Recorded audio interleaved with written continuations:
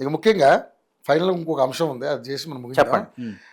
ఇప్పుడు అంటే భారతదేశంలోనే అత్యంత శక్తివంతమైనటువంటి వ్యక్తులుగా మన రేవంత్ రెడ్డి గారికి 29వ ప్లేస్ రావడం జరిగింది భారతదేశంలో. పక్కన రాష్ట్రం ఉన్నటువంటి చంద్రబాబు నాయుడు గారికి 14వ ప్లేసు, మన దేశంలో కాంగ్రెస్ పార్టీ అధ్యక్షులు అయినటువంటి ఎవరు మన రాహుల్ గాంధీ గారు అధ్యక్షులే కదా. రాహుల్ గాంధీ అంటే అధ్యక్షులు కాదు, లోక్సభ నాయకుడు, మాజీ అధ్యక్షులు. ఆయన 9వ ప్లేస్ రావడం జరిగింది. ఏంటి నిజంగా అంటే దీన్ని ఏ విధంగా చూస్తారు మీరు? అంటే గొప్పగా చెప్పుకుంటారా లేకపోతే అభినందించాలా? నేను అభినందిస్తున్నా. రాహుల్ గాంధీ గారికి 9వ స్థానం, 100 మంది జాబితాలు అంటే భారతదేశంలో అత్యంత శక్తివంతమైన భారతీయుల జాబితాలో రాహుల్ గాంధీ గారికి 9వ స్థానం రావటాన్ని, అదే విధంగా ముఖ్యమంత్రి రేవంత్ రెడ్డి తెలంగాణ బిడ్డ రేవంత్ రెడ్డి గారికి 28వ స్థానం రావటాన్ని, రేవంత్ రెడ్డి గారు 28, గతంలో 39వ స్థానంలో ఉన్న రేవంత్ రెడ్డి గారు అంటే ముఖ్యమంత్రి అయిన తొలినాళ్లలో 39వ స్థానంలో రేవంత్ రెడ్డి గారు 28వ స్థానంలోకి రావటం నిజంగా అభినందనీయం. ముఖ్యమంత్రి రేవంత్ రెడ్డి గారికి, రాహుల్ గాంధీ గారికి నా శుభాకాంక్షలు. తెలంగాణ కాంగ్రెస్ కార్యకర్తలందరూ కూడా హర్షిస్తున్నారు దీన్ని. అంటే చంద్రబాబు నాయుడు గారు కూడా 14 చంద్రబాబు నాయుడు గారికి ఇప్పుడు వచ్చింది, ఇప్పుడు ముఖ్యమంత్రి అయిన కాబట్టి వచ్చింది. ఆయన గతంలో రేవంత్ రెడ్డి గారు జాబితాలో 39వ స్థానంలో ఉంది. అంటే అల్లు అర్జున్ స్థాయి తార, ఆయన పాన్ ఇండియా స్టార్. ఈసారి 99వ స్థానంలో ఉంది ఆయన. అంటే ఇందులో ఎట్లుంటదంటే వ్యాపారవేత్తలు, క్రీడాకారులు, తర్వాత రాజకీయ నాయకులు వీళ్ళందరూ తీసుకుంటారు. 100 మందిని ఎంపిక చేస్తారు. ఎవరు చేస్తారు? టైమ్స్ ఆఫ్ ఇండియా అనేటువంటి పత్రిక, మీడియానే ఒక పత్రిక, మంచి ప్రముఖమైనటువంటి ప్రతిష్టాత్మకమైన ఆంగ్ల పత్రిక టైమ్స్ ఆఫ్ ఇండియా సర్వే చేసిన తర్వాత ఇందులో ఎవరు అని చెప్పి పారదర్శకంగా ఉంటుంది, మళ్ళీ పటిష్టంగా చాలా జాగ్రత్తగా చేస్తారు వాళ్ళు. చేసిన దాంట్లో రేవంత్ రెడ్డి గారికి 28వ స్థానం, రాహుల్ గాంధీకి 9వ స్థానం రావడం జరిగింది. ఎందుకు వచ్చింది? రాహుల్ గాంధీ గారు 9వ స్థానంలో ఎందుకున్నారు? బీజేపీ అధికారంలో ఉన్నా సరే భారత రాజ్యాంగాన్ని పట్టుకొని, ఈ భారత రాజ్యాంగం అందరిది, అంబేద్కర్ రాసిన రాజ్యాంగంలో అందరికీ హక్కులు కల్పించబడ్డాయి, మనం అందరం ఎన్ని మతాలున్నా ఎన్ని కులాలున్నా ఈ రాజ్యాంగం ప్రకారం నడుచుకోవాలి, ఈ రాజ్యాంగాన్ని కించపరచుద్దని పుస్తకాన్ని రాజ్యాంగాన్ని జేబులో పెట్టుకొని పార్లమెంట్ అని ఆడిగిపోయినా ఆయన మాట్లాడతాడు. తర్వాత పార్లమెంట్లో కూడా ప్రజల తరపున గొంతై ప్రజా సమస్యల్ని పైన మాట్లాడుతాడు, ప్రజలను ఆకట్టుకుంటాడు, ప్రభుత్వాన్ని నిలదీస్తాడు, బీజేపీ ప్రభుత్వాన్ని నిలదీ తప్పుల్ని ఎండగడతాడు. అదేవిధంగా ఆయనపై కక్షపూరితంగా బంగ్లా ఖాళీ చేయించిన మౌనంగా చిరునవ్వుతో బంగ్లా ఖాళీ చేసి వెళ్ళిపోయిండు తప్ప ఏ విధంగా వాళ్ళని ఎదుర్కోలేదు, బెదిరించలేదు, ఏం చేయలేదు. అదేవిధంగా రాహుల్ గాంధీ గారు 9వ స్థానం ఉత్తగే రాలే, కన్యాకుమారి నుంచి కాశ్మీర్ వరకు ఈ భారతదేశాన్ని కలపాలి, ఉత్తరాది దక్షిణాది, తర్వాత హిందూ ముస్లిం రకరకాల కులాలు మతాలు ఎవరికి వాళ్ళు విడిపోతున్నారు. విడిపోవటం కాదు, మనం అంతా కలిసి ఉండాలి, భిన్నత్వంలో ఏకత్వాన్ని బలపరచాలి అని చెప్పి నేను కలుపుతా, మనందరం కలిసి ఉందాం, విడిపోవద్దు, ఎవరికి వాళ్ళు విడిపోవద్దు అని చెప్పి ఆయన పాదయాత్ర మొదలుపెట్టి కన్యాకుమారి వరకు సుమారు 3,900 4,000 కిలోమీటర్ల వరకు నడవటం అనేది ఎంత చరిత్రలో సువర్ణాక్షరాలతో లిఖింపదగ్గ అంశంగా భవిష్యత్తులో ఎవరు కూడా ఈ విధంగా చేయలేరు ఆ పాదయాత్ర. దాన్ని ఎవరు కూడా దాటలేరు. రాహుల్ గాంధీ గారు చేసినటువంటి పాదయాత్రను అట్లాంటి పాదయాత్ర మరి ఎవరు కూడా చేయలేరు. కాబట్టి 8,000 కిలోమీటర్లు తిరిగారు, దాదాపు సుమారు 4,000 కిలోమీటర్లు, 4,000 కిలోమీటర్ కన్యాకుమారి నుంచి కాశ్మీర్ వరకు. వినండి, ఆ రాహుల్ గాంధీ గారు ఆ పాదయాత్ర ద్వారా కాంగ్రెస్ పార్టీ 2014లో 40 స్థానాలు ఉన్నాయి, 2018లో 52 స్థానాలకు వచ్చింది. రాహుల్ గాంధీ గారు పాదయాత్ర మూలంగా ప్రజలందరూ కూడా ఆయన వైపు చూసి అరే ఇట్లాంటి యువ నాయకుడు ఉండాలి, నాయకుడు కావాలని చెప్పేసి పాపం కాంగ్రెస్ పార్టీ చాలా కష్టపడ్డది. కొన్ని రాష్ట్రాల్లో స్వయం కృతాపరాధం మూలంగా లోక్సభ సీట్లు దగ్గరకు వచ్చి ఓడిపోయారు. 300 స్థానాల్లో బీజేపీ ఢీకున్న పార్టీ కాంగ్రెస్. అయితే ఇప్పుడు 100 స్థానాలు వచ్చినాయి, అంటే 45, 55, 100, నెక్స్ట్ వచ్చేదంతా 350 స్థానాలు వస్తే రాహుల్ గాంధీ గారిని ప్రధానమంత్రి చేయటంలో ముఖ్యమంత్రి రేవంత్ రెడ్డి గారు క్రియాశీలక పాత్ర వహిస్తారు. భవిష్యత్తులో మొదటి స్థానంలో రాహుల్ గాంధీ గారు ఉంటే 2, 3, 4, 5 స్థానాల్లో రేవంత్ రెడ్డి గారు ఉండి తీరుతారు.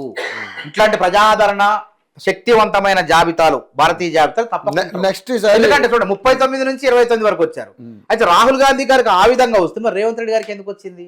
వాళ్ళ అంచనాలు ఉత్తగా వేయరు, అన్ని చూస్తారు. మరి అందులో బీఆర్ఎస్ నాయకులు లేరేంది? కేటీఆర్ లేడు, కేసీఆర్ లేడు, ఇంకెవరు లేరు, ఎందుకని? మన రాష్ట్రంలో వేరే నాయకులు కూడా లేరు, ఎందుకని? అలా అధికారం లేరు. అధికారం లేకపోయినా ఉంటారు ఇందులో. నేను చెప్పాను కదా, రాజకీయాల్లో, క్రీడల్లో, అన్ని రంగాల్లో చూస్తారు, సినీ అన్నిట్లో చూస్తారు. ఇప్పుడు అట్లా అంటే మరి అల్లు అర్జున్ కూడా ఉండగా 99 స్థానాలకు వచ్చిండు ఇప్పుడు. తర్వాత మన ధీరుభాయ్ అంబానీ కూడా ఉన్నాడు ఆయన మన. కాబట్టి మన రేవంత్ రెడ్డి గారికి ఎందుకు వచ్చిందంటే ఆయన చేసిన అదే అనిల్ అంబానీ కాదు, మన ముఖేష్ అంబానీ. ధీరు అంటే వాళ్ళ నాన్న, తమ్ముడు కదా ముఖేష్ అంబానీ. మరి రేవంత్ రెడ్డి గారికి ఎందుకు వచ్చింది? అన్ని అంశాలు చూశారు, ఒక మానవీయ కోణం చూస్తారు. రేవంత్ రెడ్డి పాలకుళ్ళు ఈయన పరిపాలనకు వచ్చి ఇలా 14 నెలలు అయింది. 14 నెలల్లో ఎందుకు 10 స్థానాలు ముందుకు పోయింది, 11 స్థానాలు? ఒకటి, నిందాకన్నాం మనం, లింగ మార్పిడిదారులు లేదా ట్రాన్స్జెండర్స్ ఎవరైతే ఉన్నారో వాళ్ళని గుర్తించి వాళ్ళు మనుషులే, వాళ్ళు ఏదో పొరపాటున ఆ విధంగా జరిగింది, వాళ్ళని మనం గౌరవించాలి అని చెప్పి ఒక ప్రభుత్వ అధినేత ముఖ్యమంత్రి వాళ్ళ ప్రభుత్వ ఉద్యోగాల్లో తీసుకోవడం అనేది గొప్పనా కాదా? వాళ్ళని గౌరవించడం గొప్పనా కాదా? ఈ మానవీయ కోణంలో రేవంత్ రెడ్డి గారు 28వ స్థానానికి వచ్చారు. అదేవిధంగా నిరుద్యోగ యువకులకి ఆత్మస్థైర్యం నింపే విధంగా, విద్యార్థుల్లో ఆత్మస్థైర్యం నింపే విధంగా, మీ సాంప్రదాయ చదువులే కాదు, ఈ సాంప్రదాయ చదువుల వల్ల ఉద్యోగాలు రావట్లేదు. 1,00,000 మంది ఇంజనీర్లు తయారవుతున్నారు, కానీ 10,000 మంది కూడా ఉద్యోగాలు రావట్లేదు. మిగతా వాళ్ళంతా నిరుద్యోగులుగా రోడ్ల మీద తిరుగుతున్నారు. తద్వారా మాదక ద్రవ్యాలకు, గంజాయికి అలవాటు పడుతున్నారు, నేరాలు పెరుగుతున్నాయి అని చెప్పి ఆలోచన చేసి మీ సంప్రదాయ చదువులకి నైపుణ్య విద్య, స్కిల్ కావాలి, స్కిల్ ఎడ్యుకేషన్ ఇంపార్టెంట్ అని చెప్పి స్కిల్ యూనివర్సిటీని స్థాపించి దానికి ఆయన మహేంద్ర సంస్థ చెందినటువంటి ఆయన్ని మరి ఆ చైర్మన్గా పెట్టి, వీసీగా పెట్టి ఆ యూనివర్సిటీని ప్రారంభించారు లేదా? ఈ కోణం కూడా చూస్తారు. అందుకే 28వ స్థానంలో. ఇదెందుకు? ఆయన ప్రాజెక్టులు కడితే డబ్బులు వస్తాయి, ప్రాజెక్టులు కాదు. ఈ మానవ వనరులను సద్వినియోగం చేసుకోవాలి. రాష్ట్రం అభివృద్ధి చెందాలంటే ఇక్కడ ఉన్నటువంటి నిరుద్యోగ యువతలో ఉన్న నిరుద్యోగాన్ని తగ్గించాలి.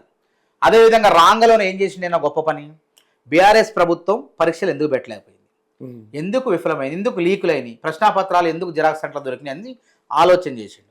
ముఖ్యమంత్రికి ఆంగ్లోనే ఈయన ఏ పారిశ్రామికవేత్తలతోనో ఏ కమిషన్లు వచ్చే పనుల కోసమో కూర్చోలే, అమాంతం ఢిల్లీ పోయిండు. ఢిల్లీ పోయి union public service commission chairman సభ్యులతో కూర్చొని వాళ్ళు ఎట్లా పరీక్షలు పెడతారు పారదర్శకంగా అని మొత్తం నేర్చుకొని తెలంగాణ వచ్చి, తెలంగాణ ముందు పబ్లిక్ సర్వీస్ కమిషన్ని అక్కడ ప్రక్షాళన చేశారు. చైర్మన్, లీకులకు కారణమైన చైర్మన్ని, సభ్యుల్ని మొత్తం కూడా పంపించేశారు, ఇంటికి పంపించారు.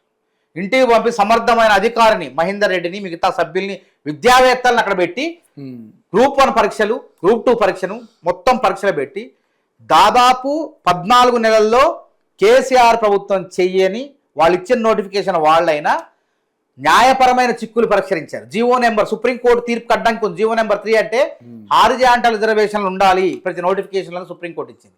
అవన్నీ లేకుండా కేసీఆర్ గారు కోర్టు మెట్లెక్కే నోటిఫికేషన్లు ఇచ్చాడు.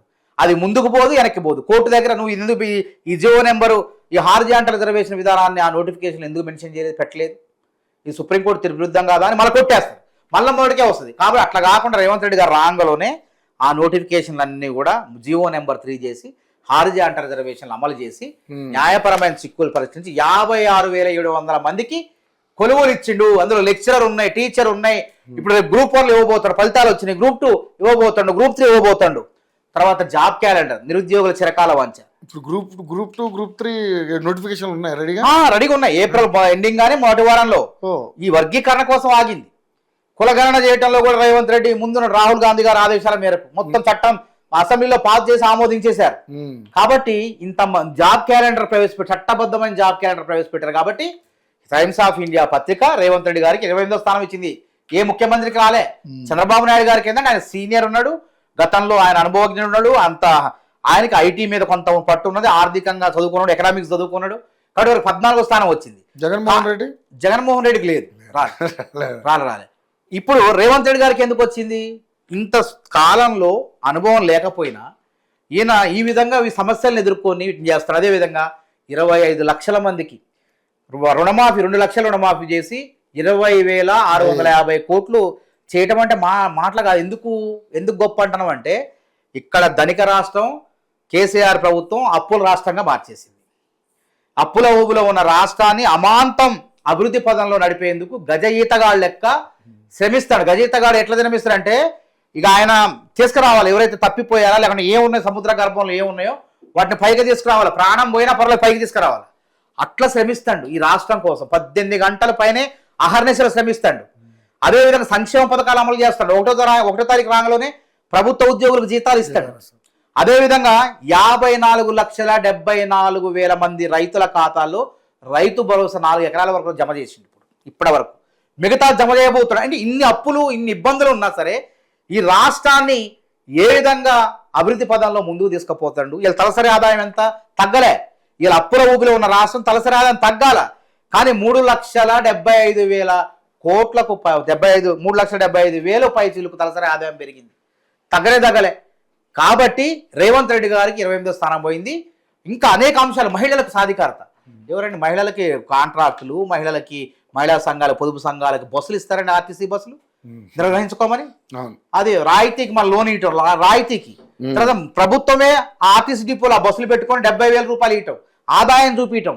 ఈ విధంగా మహిళల సాధికారత కోసం రేవంత్ రెడ్డి గారు పాటుపడింది కాబట్టి ఆయనకు 28వ స్థానం వచ్చింది.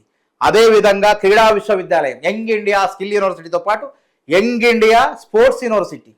నా తెలంగాణ బిడ్డలు భారతదేశానికి ఒలింపిక్స్లో పాల్గొని బంగారు పథకాలు తేవాలి. నేను ఉత్తర కొరియాను దక్షిణ కొరియాను పోయినప్పుడు చూసినాడ చిన్న యూనివర్సిటీ చిన్న ఉంటుంది, అందులో వాళ్ళే అన్ని బహుమతులు వాళ్ళే పట్టుకొస్తున్నారు. నా తెలంగాణ బిడ్డలు కూడా ఒలింపిక్స్లో పాల్గొని బంగారు రజిత ఏదో పథకం తీసుకురావాలి. అందుకోసం నేను వీళ్ళకి ఉపయోగపడాలని చెప్పి యంగ్ ఇండియా స్పోర్ట్స్ యూనివర్సిటీని స్థాపించడం జరిగింది. ఇది గొప్ప కాదా? మరి ఇవన్నీ ఈ శాడిజం జర్నలిస్టు ముసుగులో ఉన్నటువంటి శాడిస్టులకు కనపట్టలేదా చెప్పండి?